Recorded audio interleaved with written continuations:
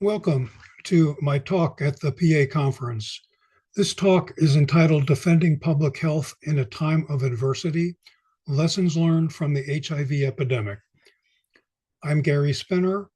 I'm an HIV specialist who's cared for people living with HIV for 41 years, working in community health centers in both New Haven and Bridgeport. So the objective of this program is first to review the history of the HIV epidemic and how advocates and activists propelled policy changes from a slow response by the government and by pharmaceutical institutions. For you to learn how activism advanced the care of persons living with HIV/AIDS, and to understand how the work of activists, people living with HIV, healthcare providers, and informed community members transformed the FDA drug approval process, expedited the clinical trial process, and led to inclusion of women and racial and ethnic minorities who were historically excluded from clinical trials. You'll learn how activism changed health policy at the CDC to address racial, ethnic, and gender disparities in disease outcomes, and become knowledgeable, and healthcare providers can engage in policy reform, especially at a time when evidence-based medicine is under siege. So why this presentation? Well, we're living at a time in the United States when the public health system is being undermined. It's being politicized, and we're in a time where misinformation is replacing scientific evidence. The Secretary of Health and Human Services, not a healthcare provider, but RFK Jr., is a known vaccine denier. And he initially fired the entire panel of vaccine experts and replaced them with known skeptics and deniers of scientifically proven vaccine efficacy. The CDC website now mentions autism as a possible cause from the use of vaccines, something that's been disproven scientifically. So activism and advocacy by concerned individuals, by patients, by healthcare providers and other healthcare workers, and by informed community members has propelled advances in HIV medicine and how patient care is delivered to vulnerable populations. We can learn from those lessons today. Federal policy changes occurred directly as a result of the activists in the early years of the HIV epidemic, and even in the later years. And it advanced HIV medicine, but the results of that activism has also advanced the care for people with other diseases as well. The history of HIV advocacy should inspire us today to work for positive change and not be complacent and not be complicit in accepting the rollback of advances in evidence-based public health. So why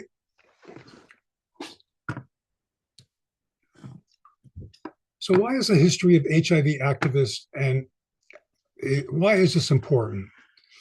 So HIV activism advanced HIV/AIDS care, and it changed how we collect data and how we target interventions to vulnerable populations. It reframed illness as a social justice issue, not just a biomedical one. And it linked healthcare to discrimination, to race, sexuality, and poverty. And it really gave credence to the social determinants of health.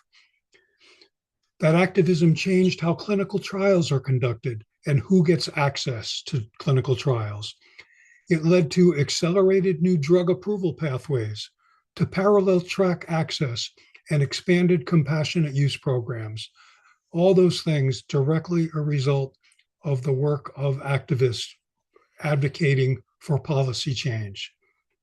It spotlighted disparities and access to life-saving treatment between rich and poor countries, and it led to initiatives like the PEPFAR program. PEPFAR stands for the President's Emergency Program for AIDS Relief, And it's a program that has made antiviral medications available to resource poor countries worldwide. And it led to the development of the Global Fund. It demonstrated that informed advocates and activists can lead and facilitate governmental and social policy changes. So HIV advocacy reshaped public health systems. And if we study that history, it arms us with the tools to confront the current attempts to replace evidence-based public health policies with political misinformation. This photo is a group of HIV activists in the 1980s when the government was criticized for doing far too little to address the AIDS crisis. So I'm going to go over a brief history of the AIDS epidemic because that history will put into context why activists needed to get involved and lead the mantle for governmental policy changes. So June 5th, 1981, the CDC published its first report of 5 cases of pneumocystis pneumonia, a rare pneumonia typically found in severely immunocompromised people. But these 5 cases were in previously healthy young gay men in Los Angeles. This is the official start of the epidemic. Within the next couple of months, there were clusters of Kaposi sarcoma, also something rarely found in otherwise healthy young men. And it drew attention to a new syndrome that was emerging. The initial reports to this syndrome were called GRID, gay-related immune deficiency. And it reflects the early stigma and the misinformation, since this was not something that was only affecting gay people, as you'll certainly see shortly. The CDC coined the term in 1982 AIDS, acquired immunodeficiency syndrome. But the first non-gay cases were recognized. People with hemophilia were developing AIDS, as were injection drug users, heterosexual women, and this all indicated a broader transmission route of this disease. A community response started in New York City with the creation of the Gay Men's Health Crisis, which was founded to provide support and information to people being diagnosed with AIDS. And also in 1982, San Francisco General Hospital opened the first dedicated AIDS ward. And within months after that, many hospitals around the country, particularly in a number of cities, developed AIDS wards as well. In 1983, the CDC established that AIDS was likely caused by an infectious agent spread by sexual contact, by blood-borne contact, as well as perinatal transmission from mother to child. Luc Montagnier from the Pasteur Institute identified a retrovirus, initially called LAV and believed to be the cause of AIDS. And activists began demanding funding, demanding more research, and demanding public health interventions. Stigma only intensified in those early years, especially stigma against gay men and people who inject drugs. In 1984, the virus was officially determined to be a retrovirus, and both Luc Montagnier and Bob Gallo from the United States are given credit for the discovery of human immunodeficiency virus, HIV. Blood banks began screening blood for signs of the virus using the surrogate markers by screening for hepatitis B core antibody. And the number of diagnosed cases surpassed 7,000 in that year. The national media was pretty slow to address what was going on around the AIDS epidemic. And when coverage did take place, it was often limited and often stigmatizing, focusing on who was getting infected rather than the disease itself. Actor Rock Hudson died from AIDS in 1985, and this brought significant public attention to this epidemic. Also in 1985, cases of AIDS were being reported in every region of the world, marking the global nature of this crisis. And then Ryan White, a 14-year-old teenager living with hemophilia in rural Indiana, developed AIDS, and he was barred from school, and his status became a national symbol for the fight against AIDS stigma. So there was the government inaction was really the norm. The federal inaction was very little taking place. Ronald Reagan, the president at that time, didn't publicly address AIDS until a number of years into the epidemic, despite the fact that 40,000 people had died from AIDS by the time Reagan made his first national address on this epidemic. There was a lack of political will. AIDS primarily affected marginalized populations, as it still does today for the most part, with little political power, and it reduced the urgency among elected officials. There was hostility to public health spending. Cuts to the public health infrastructure in the early 1980s weakened surveillance, it weakened prevention efforts, and it weakened the response to respond to this emerging epidemic. And then there was moralistic framing. A number of policymakers viewed AIDS as a consequence of a moral behavior rather than a public health emergency. Stigma, discrimination, and social bias was the norm. Homophobia was one issue. AIDS was initially labeled a gay disease, leading to indifference and outright hostility towards those affected. Racism was another phenomenon. Because Black and Latino and Haitian communities early on in the epidemic, but Black and Latino communities still represent the vast proportion of the number of people who are living with HIV/AIDS even today. And the fact that people were marginalized communities were being infected really led to inaction. And then there was criminalization of drug use. People who inject drugs were viewed through a law enforcement lens rather than a health lens, in spite of the fact that significant numbers of injection drug users were becoming infected with AIDS. And then fear of association. Many politicians and institutions avoided engagement to avoid being linked to the stigmatized groups. And there were challenges to developing treatment. There were limited virology tools, diagnostic tests like viral load measures and immune markers like CD4 lymphocyte testing was not initially available. But more importantly was the conservative FDA drug approval process. Drug approval pathways were extremely slow and were not at all suited to address a rapidly fatal disease in what became a global pandemic. Clinical trials tended to follow very rigid norms. Clinical trials tended to exclude women, excluded people of color, excluded children, and excluded people with comorbidities. And then media and public perception. As I mentioned, mainstream coverage tended to focus on stigma rather than the need for interventions.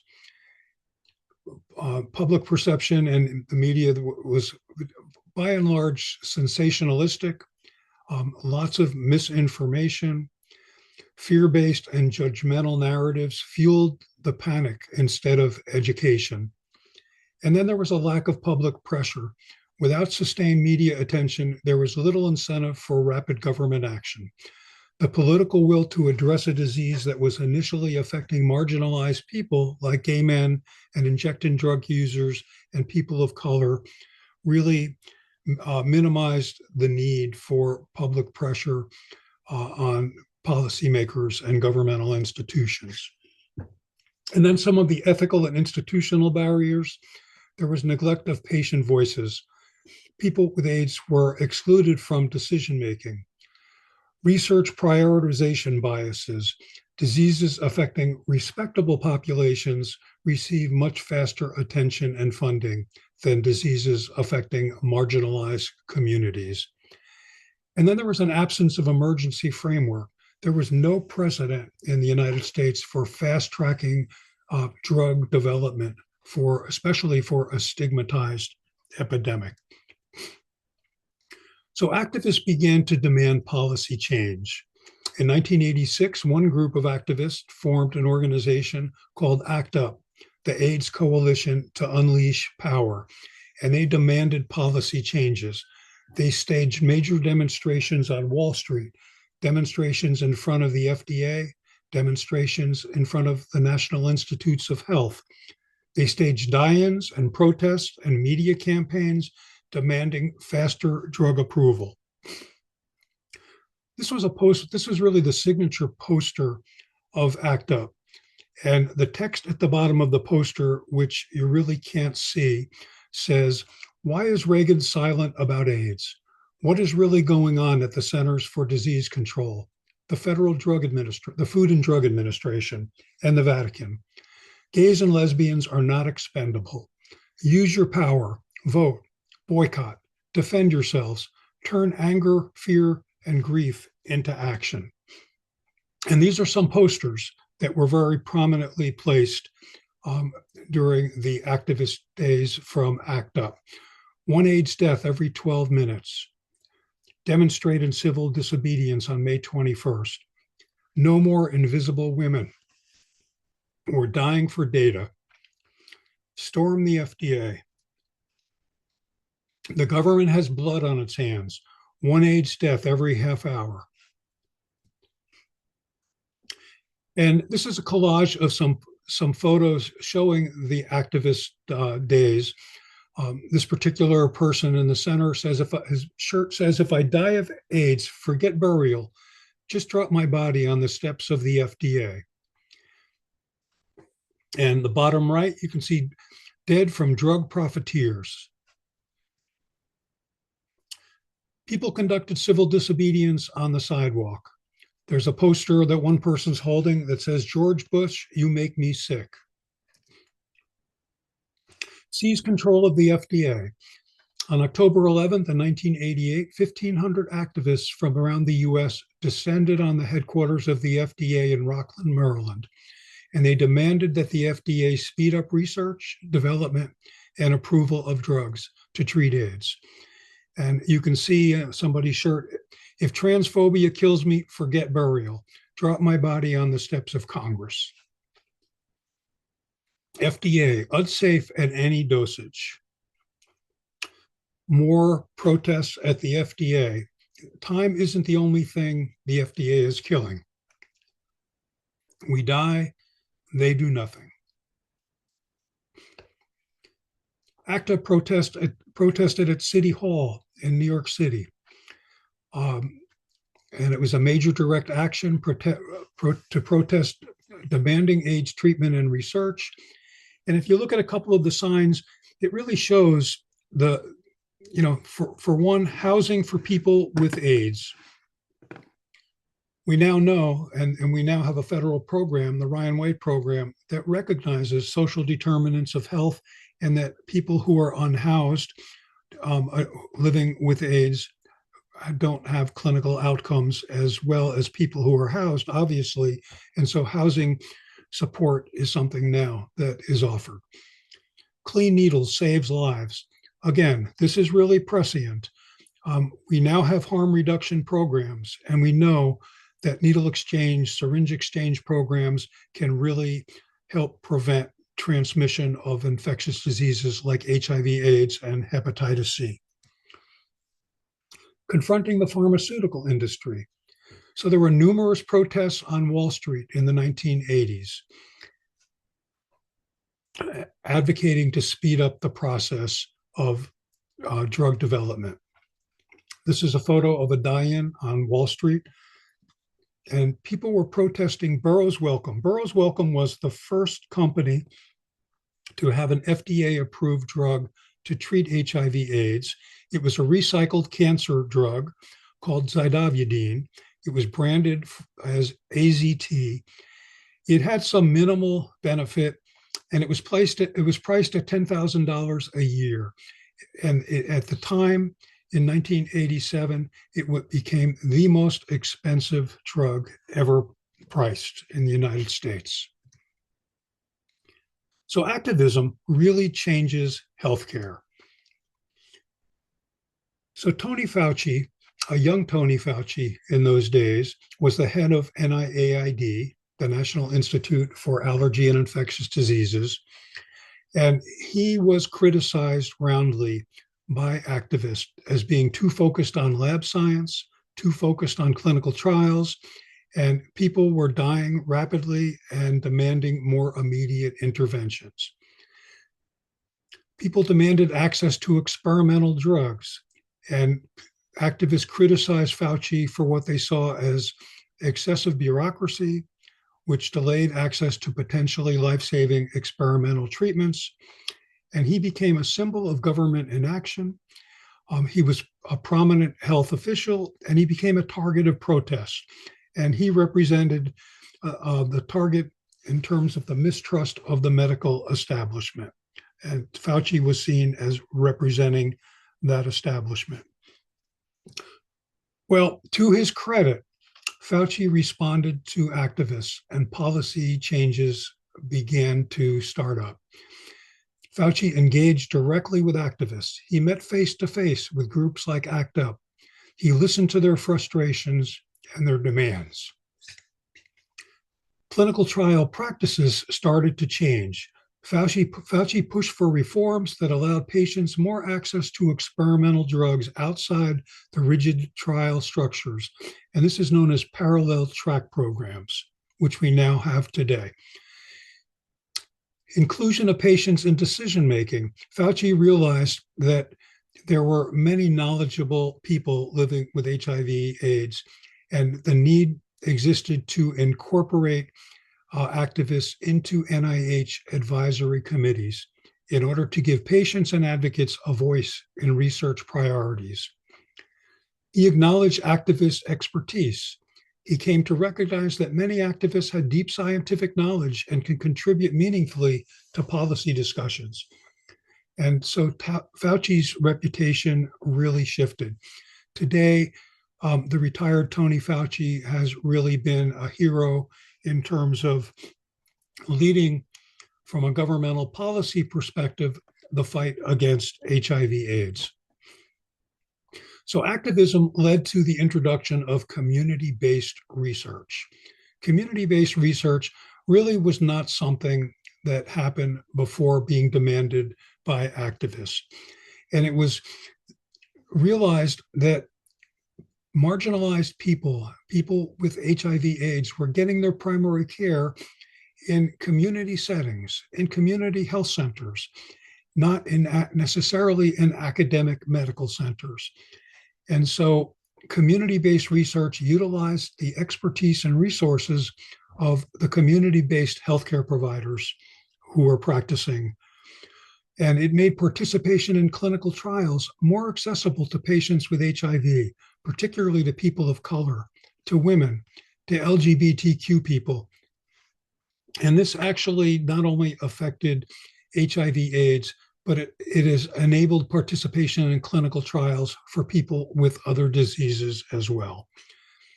And it accelerated and expanded the treatment and development of HIV drugs. And it made it possible for communities at high risk for HIV/AIDS to participate in the research effort and included in the decision-making process necessary for the selection of specific research strategies and clinical trial design. So this slide just shows the difference between a traditional clinical pathway and an accelerated clinical pathway. And the use of surrogate markers were introduced. Surrogate markers were not used in clinical trials before. And rather than, in the case of HIV/AIDS, testing a drug to wait until to look at mortality issues for the effectiveness of a drug, Clinical surrogate markers like viral loads and CD4 counts began to be used, and we use those today, and it greatly accelerated the process for clinical trial drugs. So in 1992, the approval pathway enabled the surrogate endpoints, and those surrogate endpoints now in clinical trials benefit studies in cancer and other rare diseases and in COVID-19 treatments. And many disease groups now, in addition to people living with HIV/AIDS, have community advisory boards that align trials with patient needs. And then there's expanded access and compassionate use programs that support patients. In fact, all of the COVID-19 vaccines were approved using emergency use authorization, which allowed for rapid approval for something because the emergency nature of the COVID-19 epidemic really required this. And then expedited review of clinical trials. Health equity is another issue that really was not in the mainstream before activists demanded this. So there were global equity campaigns. Mobile clinics and harm reduction programs were established by activists to reach people who were otherwise marginalized and difficult to reach. People who inject drugs, commercial sex workers, and unhoused populations. And the social determinants of health really became a concept that was connected to healthcare by HIV activists, linking housing, poverty, racism, homophobia, and gender inequality to the outcomes, the clinical outcomes of people living with HIV/AIDS. And not all activism was in the United States. In South Africa, for a number of years, then President of South Africa, Mbeki, denied the existence of AIDS while people were dying in great numbers. And because of the activists in that country, a landmark constitutional court ruling in 2002 forced the government to provide antiviral medication to prevent mother-to-child transmission. And they successfully campaigned for generic drug production to compete with the high-cost patented medicines and therefore it dramatically lowered the cost of antiviral drugs. And activism also took place in Brazil and in India and the UK to combat TRIPS. TRIPS is a intellectual property concept that would allow pharmaceutical companies to prevent generic production of medications for 20 years. But as a result of the activism, resource-poor countries now can get access to patents and to produce generic medications much sooner, and in many cases, as soon as something is approved in the United States. And then the PEPFAR program I mentioned, started by then President George Bush, has reached over 25 million people and saved millions of lives worldwide. This is the photo of activists staging a protest in Cape Town, South Africa, protesting against drug shortages. And when highly active antiretroviral therapy became available in the United States, there was a belief in our country that people in poor countries were incapable of utilizing what was then a complex group of medications to treat HIV/AIDS. So Paul Farmer, a United States physician, formed an organization called Partners in Health. He started this program in Haiti, and he linked HIV care with addressing poverty, with addressing food insecurity, addressing HIV care with housing and with transportation. And in his clinic, he began offering antiviral treatments and found, which is no surprise, that people in rural Haiti in his clinic did just as well in terms of improved outcomes as people in the United States. And so Farmer lobbied the US Congress. He testified numerous times before Congress. And his work and activism really influenced global health policy, and it helped shape the scale up of antiretroviral initiatives like PEPFAR and the Global Fund to fight AIDS, TB, and malaria.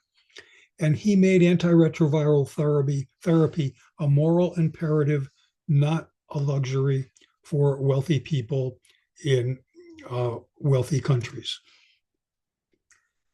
So some other activism, much more current, is the U equals U, undetectable equals untransmittable. So there were a number of clinical trials. In 2008, there was a clinical trial in Switzerland, and they found that people who were on antivirals and had undetectable viral loads did not transmit HIV to their uninfected sexual partners. And then several other clinical trials, HBTN 052, and in 2016, the partner study, and in 2018, opposites attract, all were clinical trials where people were with HIV/AIDS were treated with antivirals. The goal of treatment with HIV is to attain an undetectable viral load. And when somebody takes antivirals as prescribed, their virus becomes undetectable, and then it becomes untransmittable. They cannot transmit HIV to an uninfected partner with an undetectable viral load. And Bruce Richmond founded the Prevention Action Campaign in 2016, and he launched a movement to disseminate this information, to fight stigma. And he built alliances with researchers, with clinicians, with advocates, and with professional organizations. And as a result of his activism, U equals U is now accepted. It's accepted not only scientifically, but it's accepted from a policy perspective. And we make sure that all of our patients understand, and that healthcare providers understand, that undetectable is untransmittable. And this has greatly reduced stigma among people living with HIV. So other ways that stigma was addressed, Magic Johnson came out and announced in the 90s, he announced that he was infected with HIV. And there were protests in front of media outlets like CBS demanding fair and accurate coverage rather than sensationalistic reporting. And then language has been shaped as a result of activism. We don't refer to AIDS victims anymore. We talk about persons living with HIV/AIDS. I mentioned the U equals U campaign, and then fighting discrimination, protections for housing, employment, and healthcare.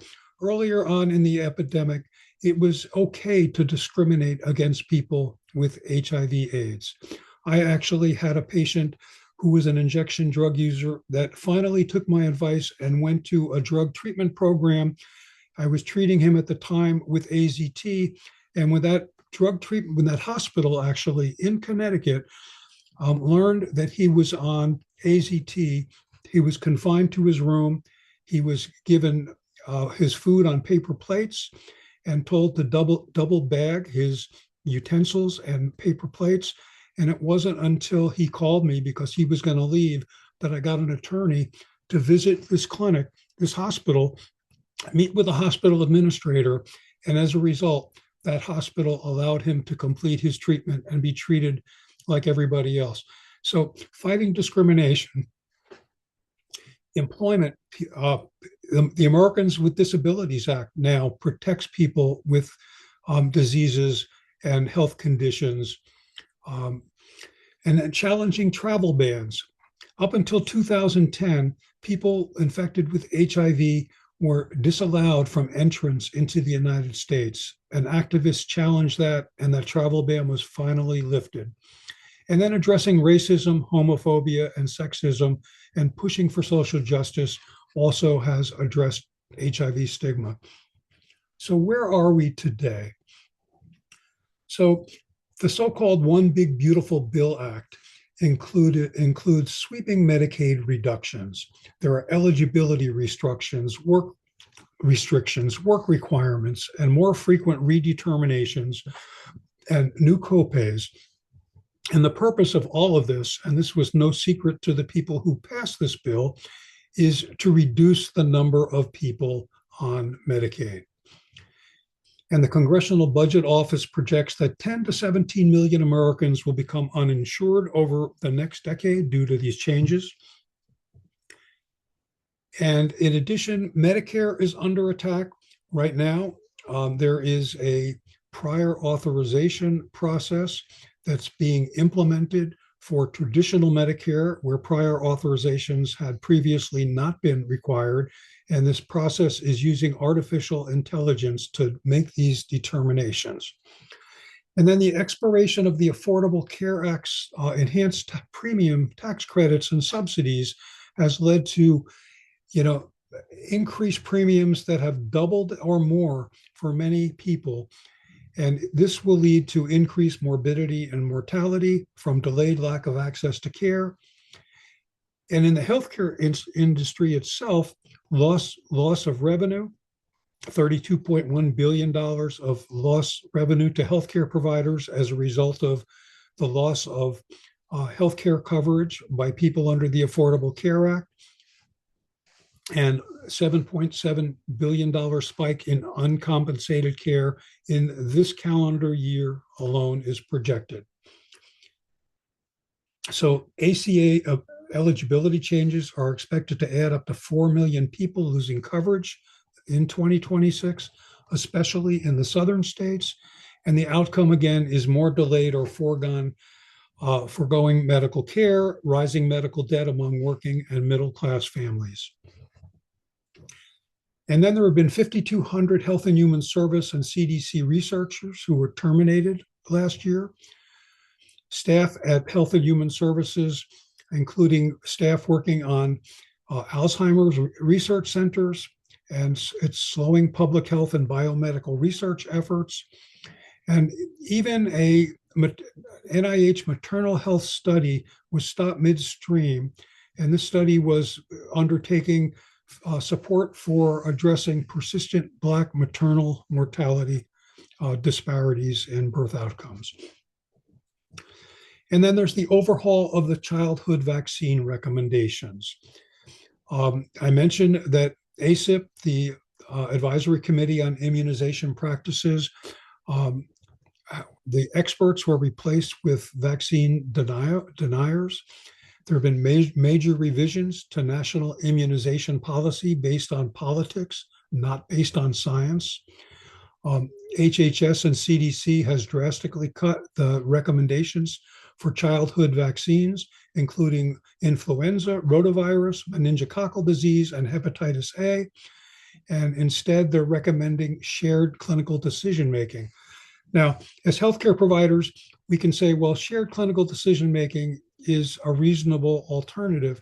However, the fact that this is now, quote, shared clinical decision-making, it only enables patients to ask, well, why was it a recommendation before and now it's something that we need to discuss, as opposed to you saying this is really important. And it opens the door for increasing numbers of patients deciding, well, there must be something wrong with these vaccines if the guidance now is it's not recommended, it's shared decision making. So COVID vaccine booster shots for healthy children and healthy pregnant women have been removed as a recommendation. Federal health officials have slashed childhood vaccine recommendations and paring those recommendations from 17 to 11, saying that Denmark only requires 11, so why doesn't the United States? But scientifically, the diseases that impact people in the United States and the populations of people in the United States are very different than the people and the diseases in Denmark. So clearly there have been many changes There have been changes to the CDC website that links vaccines and raises the question about vaccines being a cause of autism. And vaccine experts have warned that these actions are creating chaos in the offices of pediatricians and healthcare providers' offices around the country, and it discourages patients from using demonstrably safe vaccines to protect their children against dangerous diseases. And globally, the US has withdrawn from the World Health Organization. It's dismantled USAID programs, which have been providing healthcare resources to resource-poor countries. It's disrupted international health aid, and the Lancet projects the 10 to 11 million HIV infections and 2.9 million HIV-related deaths if the PEPFAR program collapses by 2030. So to summarize, vaccine policy is impacted, access to care has been impacted, the regulatory process has changed with curtailment of public comment, global health engagement by withdrawal from the WHO and other international health organizations, and then service coverage policies like gender-affirming care restrictions and variable mental health care access. So we need to stop acting like this is normal. It's time for healthcare providers to get involved. Healthcare providers are direct witnesses to the effects of systemic issues, such as health disparities, lack of access to care, inadequate insurance coverage, and social determinants of health, like poverty, housing, and education. Healthcare providers have powerful voices. Healthcare providers can promote equity and access. Healthcare providers have a platform to advocate for policy changes. Healthcare providers understand that evidence-based care is based on science, not on politics. And healthcare providers see the morbidity and the mortality of vaccine-preventable diseases for unvaccinated people. So some lessons we've learned from the HIV epidemic. Direct action accelerates policy change. Coalitions multiply that impact. Successes came from alliances among patients, clinicians, researchers, civil rights groups, labor, and international advocates. And that affected communities must lead. People living with HIV and those impacted demanded and won a seat at the decision-making tables, shifting policy from paternalism to partnership. Technical expertise is power. Activists mastered clinical trial science and regulatory pathways and budgets, which enabled them to challenge agencies on their own terms. Health is political, and budgets matter. HIV activists link science to funding fights, recognizing that policy wins are meaningless without sustained appropriations. Doing nothing means nothing gets done. There's power in action. So some avenues for advocacy. We need to educate policymakers, sharing clinical experiences and patient stories with legislators to humanize the impact of policy decisions. Find an organization where you can make your voice heard. Collaborate with associations that have advocacy arms to influence legislation. Engage in public discourse. Write op-eds. Write letters to the editor. Speak at community events. Use social media to raise awareness. Healthcare provider testimony before legislative bodies, whether that be local, state, or federal, carry lots of weight. Testimony can be in person, it can be in writing. Support evidence-based reforms, promoting policies backed by research and clinical outcomes. And lastly, attend local demonstrations. On October 18th of 2025, over 7 million people in 2,700 locations in all 50 states protested against what's going on in the United States. It was called No King's Day. And this was the largest single demonstration in US history, and it enabled people to make their voices heard. So consider attending local demonstrations. Stand up and change the world. Power concedes nothing without a demand. It never did. It never will, said Frederick Douglass. And Rosa Parks, that brave woman who refused to give up her seat on a bus, to bring about change, you must not be afraid to take the first step. We will fail when we fail to try. Now, I'm involved with an organization called Defend Public Health. It's a nonprofit that was started shortly after the current Trump administration, and it's defending the attack on our public health infrastructure. And we have formed a Connecticut chapter. If you scan that QR code, then you can get on the mailing list and learn and hopefully join the fight to protect public health here in Connecticut. So thank you very much for listening to this presentation. Since it's a virtual presentation, please feel free to reach out to me with any